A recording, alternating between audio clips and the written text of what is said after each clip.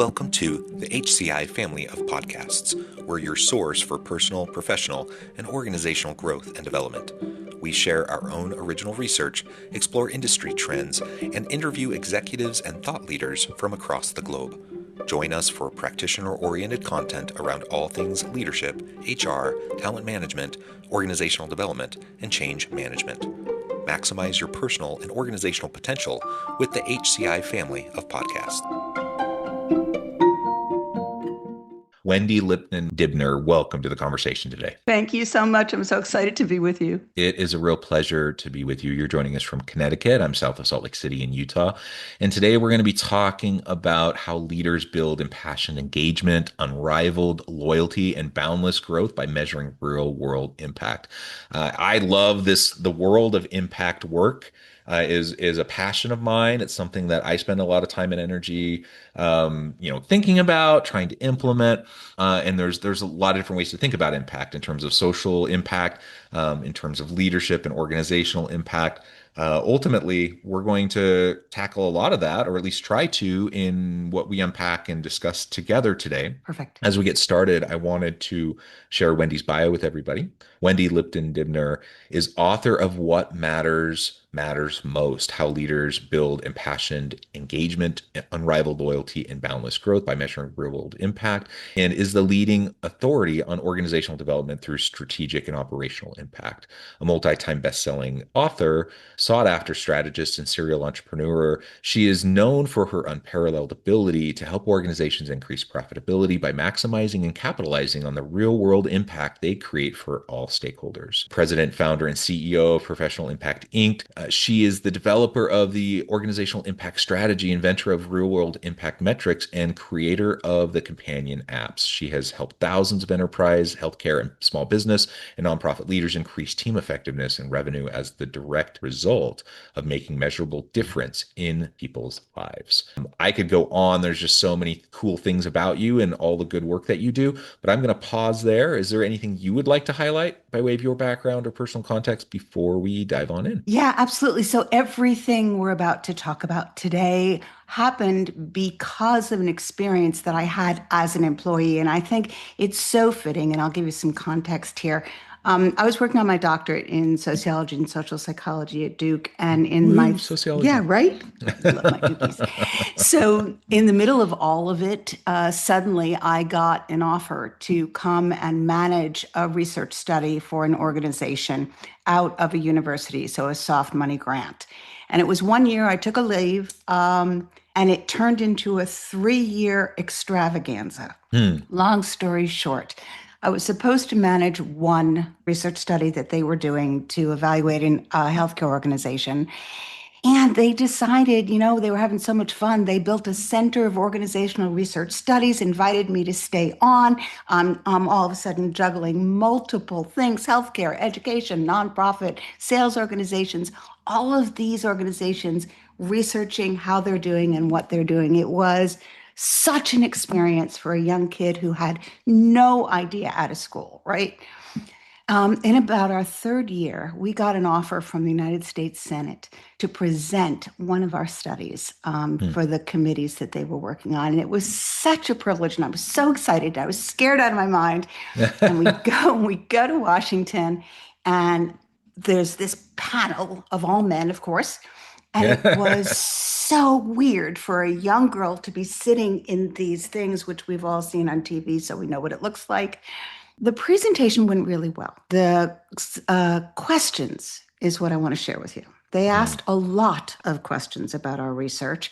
There was nothing to be afraid of. It was a dynamic study, longitudinal. The hospital was amazing. It was everything to be proud of as far as they were concerned. But the senators weren't interested in the results. They were interested in the money. They wanted to know, what are we costing? What are we charging? What is the hospital charging? What kind of money are they making? They were only interested in the money. And all I could think about was the patients. What about the patients? What about the efficacy of the hospital? What about all the work the doctors and nurses and administrators had done to make sure that people were making a new life for themselves? Nothing like that. So when it was over on the plane, it suddenly hit me there's something really wrong with this. I mean, I was 23. I didn't know anything really about business other than what I researched. But the one thing I knew was if this was an example of what was happening in the real world, there was something really wrong. Mm, If people were so much more interested in money that they were forgetting about why they were doing what they were doing and what the results were for the real people they served and the real people in the organizations who were doing the work, there was something really wrong. So I quit my job. I walked into a bank the next day and I got a loan to build a social laboratory to prove that we could make more money if we focused on impact instead of money. So the bankers were awesome. They were with me all the mm. way and we did it. So I opened up this business. I had no idea about real world business, right? I had been a researcher. I still am. But here's what we found. I hired 12 employees who had never had a job, had no idea what to do or how to do it, which was my goal. I taught them everything I learned at Duke about what people want, about what people need. All book stuff, right? Not real world. And I said, we're going to do this. There's going to be no pricing. We're not going to talk about money. We're going to find out about people. We're going to help people get what they want. We're going to find out what they want. We're going to help them get it. I was so excited. They were so excited. Long story short, by the end of my first year in that business, we had exceeded all industry levels of Mm. revenue. It was really just amazing. And everybody was excited about this. I started getting invitations to talk about it. 3 years later, I sold the business. And ever since then, I've still been proving it in thousands of organizations, millions of entrepreneurs online, helping people look at what they're really doing and how they can make a greater amount of money by putting all priority on impact. So that's where we are today. Well, I love it. I love everything about the background that you just shared, and the philosophy around what you're doing and why you're doing it. Because I completely agree. Like sometimes it feels like you're screaming into the void a little bit, or beating the perpetually beating your head against the brick wall, whatever the metaphor. I felt it when you're doing things that are obviously driving so much good. So from a human perspective, the human case of it alone is plenty of reason to continue, right? Because you're having the impact. But the reality is, if you can help people to understand the connection between that human case and the business case is tremendous too. Like you can accomplish so much more through having the human impact that you're describing, because humans are the ones that drive the business impacts. And you end up having better individuals, better teams, better stuff, better products and services. Organizations run better, more efficiently, more innovative. All of the things that we want happen when we focus the way you're talking about. And there's so much research to back it up. Your own work has demonstrated that. There's so much other work out there that goes right along with it and complements it and demonstrates that yes, this impacts. I actually thought when you were talking about Congress, I thought you were going to go not just into the money, but into just the political agenda side, like Oh, which can get don't so get this. frustrating because it's like they don't even ask questions that are relevant to what you're doing. They're trying to get their soundbite for the news or drive whatever political agenda they may have. And in that case, it's Congress, and you almost expect it, right? But the reality is, we find ourselves in similar contexts daily, in the organizations we find ourselves in, because people are human, because organizations have politics just every bit as much as Mhm. thriving and complicated as Congress, and the national level politics. And so we as change makers, we have to learn not only the good science behind this, we need to learn how to do that science well, so we can drive good impact. We also need to learn how to be good communicators. We need to learn how to be influencers and generate buy-in. And we need to help people connect the human and the business together so they can really see these outcomes are for everyone's benefit. That sounds wonderful, but it's so hard to do. And so that's what we're going to spend the rest of our time talking about together today. Right. I love your passion. I love your passion about this. And one of the biggest challenges that I see is that people are afraid to express that passion. Mm, The latest research that actually led to the book that we're going to talk about is I was tired one night. I couldn't sleep for anything. I started scrolling social, and all of a sudden, there it was, people having conversations at 2 o'clock in the morning, expressing the passion that they weren't expressing on the job, talking mm. about how much they hate their job, how much they want to leave, how much they hate their boss, all that kind of stuff. But in the replies to those posts is what came an inspiration to me that I never looked back. So what they were talking about is, you know, I hate my job. I hate my boss, but I would stay if I knew that what we were doing was at least making some kind of difference. Right. And that thread went into thousands of posts that talked about what it would mean to them if they knew their job had meaning, if they knew what they were doing mattered, if they knew that they were making a difference. And one of the things that I find over and over again, and I'm sure you've seen this as well, is that people use the impact word so much Hmm. that it's lost a lot of power. One of my first books, I talked about a definition of impact, that it's the measurable difference we make in people's lives as the direct result of us, our team, our products, and our services. But at the bottom line, it's the direct result of contact with someone or something. And if we do it on purpose, you can plan that impact. And that's what I've been doing for 4 decades. I don't announce that to everyone, only for you. But at the end of it all, the reality is that when we measure impact, we have the chance to prove it, to prove to the people who are doing all the work that this is what's happening because of what you're doing. You mentioned impassioned engagement. The impassioned engagement, in my experience, comes when they find out the proof that every single thing they do leads to that. It changes everything for them. Yeah, awesome.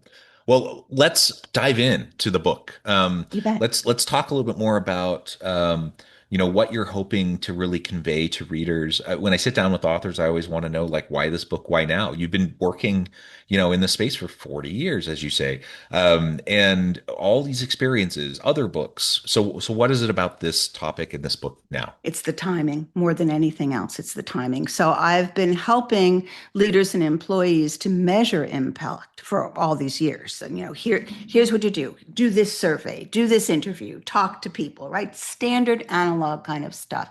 Doing seminars, speaking, holding retreats, the whole typical speaker consulting thing.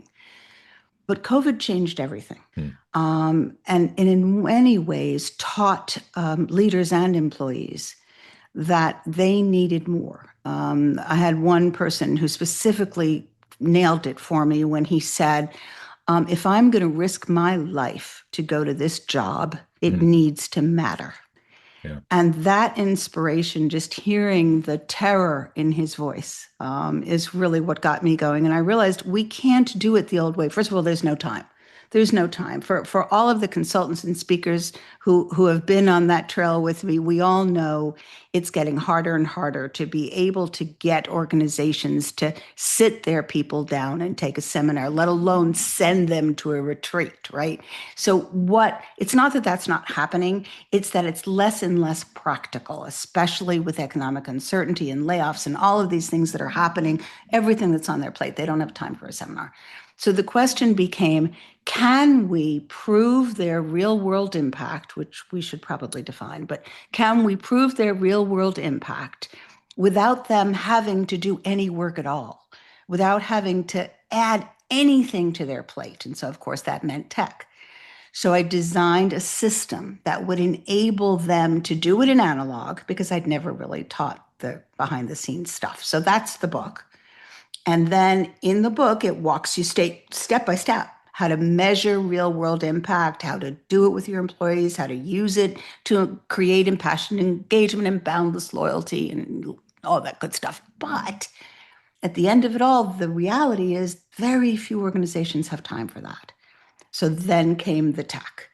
And I created the technology to match the system, patent pending for a system, technology, and interface. And now we've got both for them. So if they want to do it in analog, they can. If they want to have it done for them with the technology, it's done. Either way, the goal was to get this information out so they could see how simple it is to be able to just build it all without having to do the work. And it isn't just about internally, it has to be about externally, right? So if your stakeholders are having this impassioned engagement and such loyalty and they only want to stop with you, that helps also. Yeah, absolutely.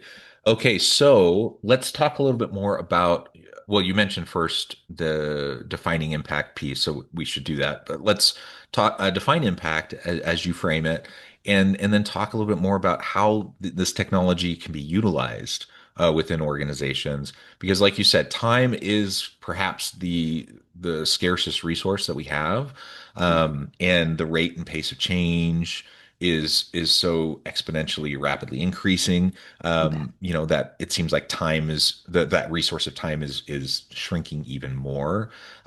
So yeah, first tell us what you think in terms of impact definition, and then how the tech can be utilized within that kind of tension. Right. So the first question is what happens next? That's the bottom line.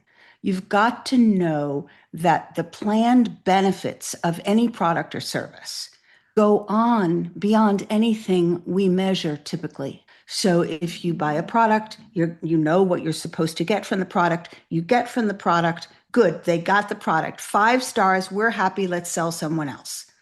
The question that I've always had is what's the ripple effect? The classic pebble in a pond.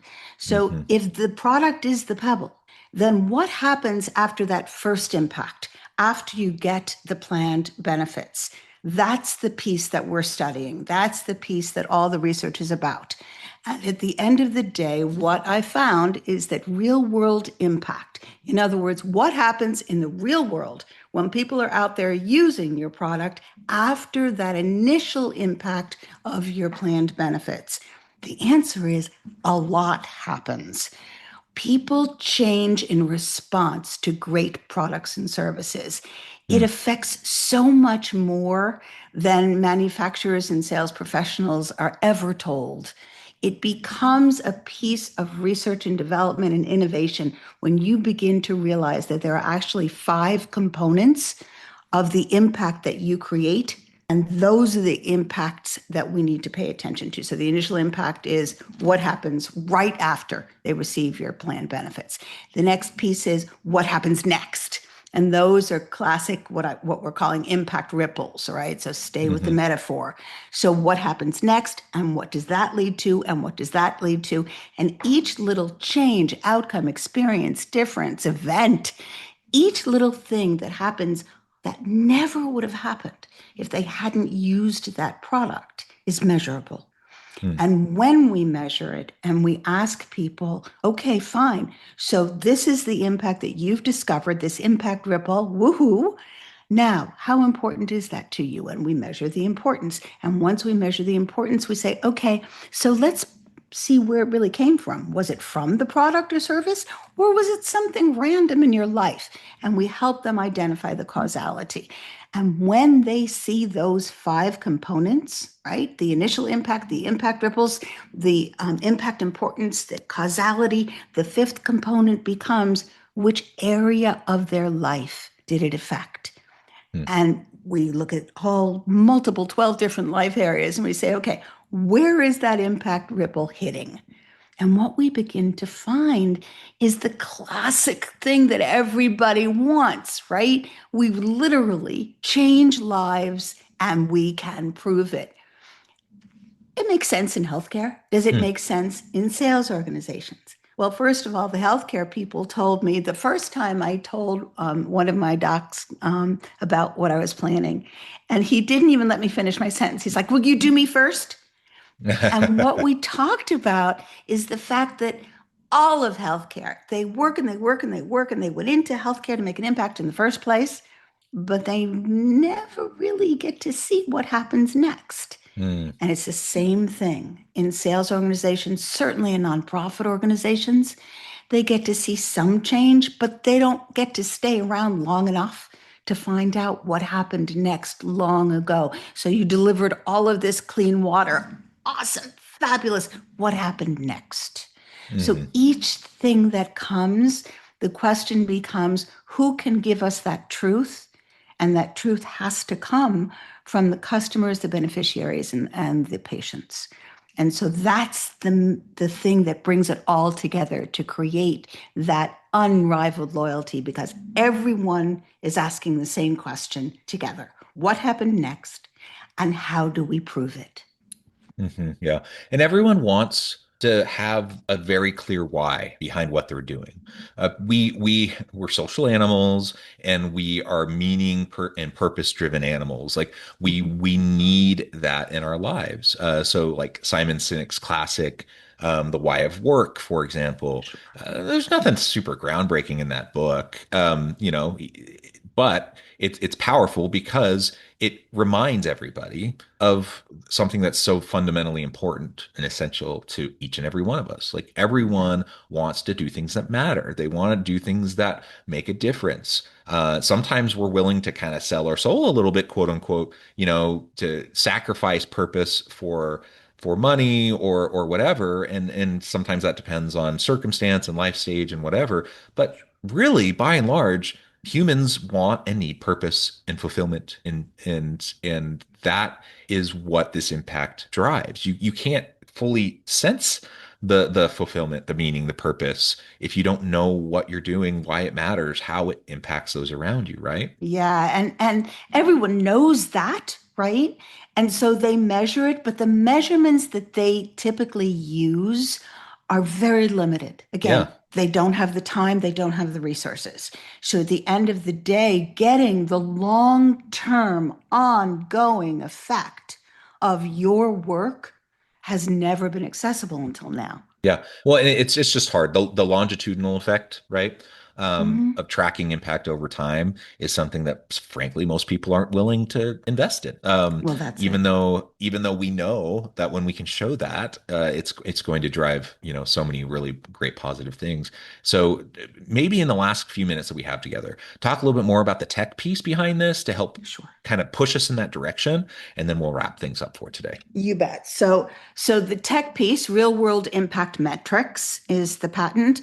And what we're looking to do with this is make it easy so that leaders can show employees the proof of the real world impact they make every single day in every single department of the organization, giving Love it. them opportunities for innovation, using that proof to create new products, to enhance existing products, to be able to create more of what they find out people are reporting as their impact ripples.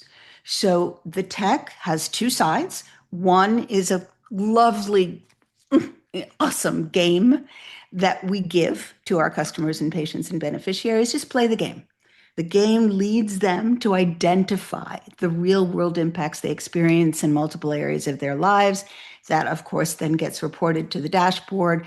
The second backside, the back end, is the magic. It is incredible analytics and reporting capabilities that then put it all together once a week. Leaders get a report, share it with their employees in what we call a 5-minute impact fast to play with it and look at it and celebrate it and decide how are we going to use it. Obviously, they can do more, but they don't need to.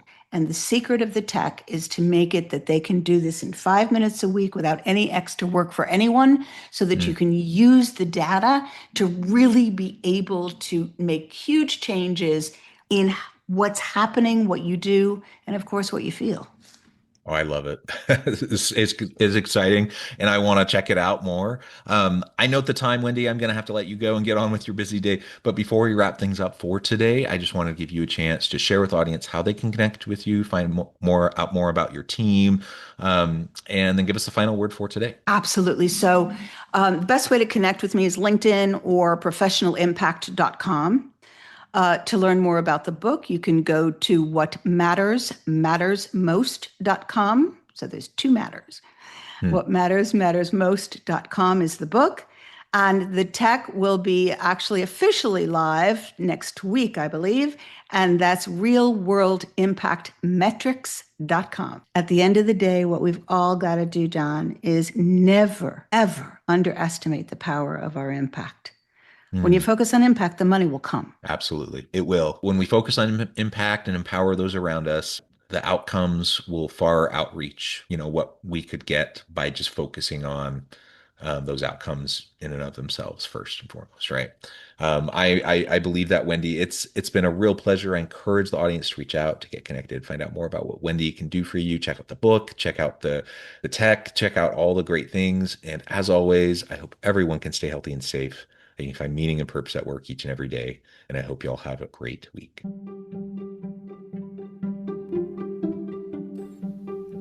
Thanks for joining us for this episode of the podcast.